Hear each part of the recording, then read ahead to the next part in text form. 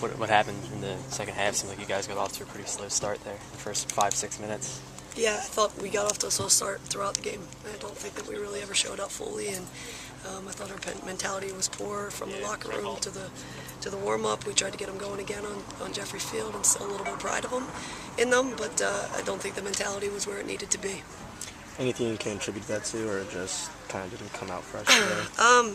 Arrogance, in my opinion. I thought that we played arrogant today, that we could just show up and we would be the better team and we would win the game on arrogance alone. And we didn't have enough players show up to actually win the game. We were too busy hoping that we would win the game, and I believe that we wanted to, but we didn't show up and actually play the game.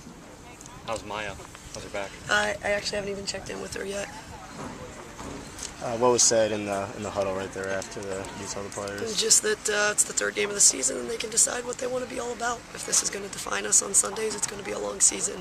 If this is going to stop here, then we could go very far, but they've got a decision to make. And then how tough was the goal on the free kick? You know, it was kind of placed perfectly over yeah, I mean, it was that goal or it was another goal. It was a matter of time. They were knocking on the door and they wanted it more than we did, so we got outplayed today. And it didn't matter what was on paper and who was better, who was worse. Mary was better today. Frustrating they had so many shots, but so few were on frame. Yeah, I mean, execution is, again, I'm sure we wanted to score, but to actually put the effort in to put the ball in the back of the net wasn't good enough.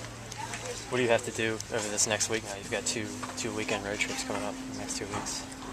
Just, get back out to the training field and making sure that every time we play 4v4 or 2v2 or whatever game it is, that the competition is there and that they want to win every moment, regardless of who they're playing against and what day it is and what they're doing, that they're competitors. Did you feel that fatigue was a factor at all after playing a double overtime game Friday night? Oh, I'm sure that was definitely a factor. There were some tired legs, but I think it was more a psychological fatigue, maybe like just a mental lapse. When you guys came in the first half, obviously, you started the second half as the reserves. What was your focus coming in, and what did the coaches tell you on the sideline they wanted you to focus on specifically? I'd say the main agenda was just to keep the ball, whether it be a 5-yard pass or a 3-yard pass, or that 40-yard long pass. It's just find a blue jersey and keep the ball. We just needed to settle it down.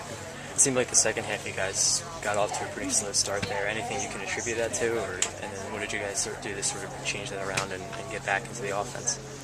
It was really just about finding our rhythm, and then we could start to bring those intense attacks. And I think you did see that we did have quite a few opportunities, and this game could have ended up differently. Although we did get that loss, I don't think that it was a complete lapse.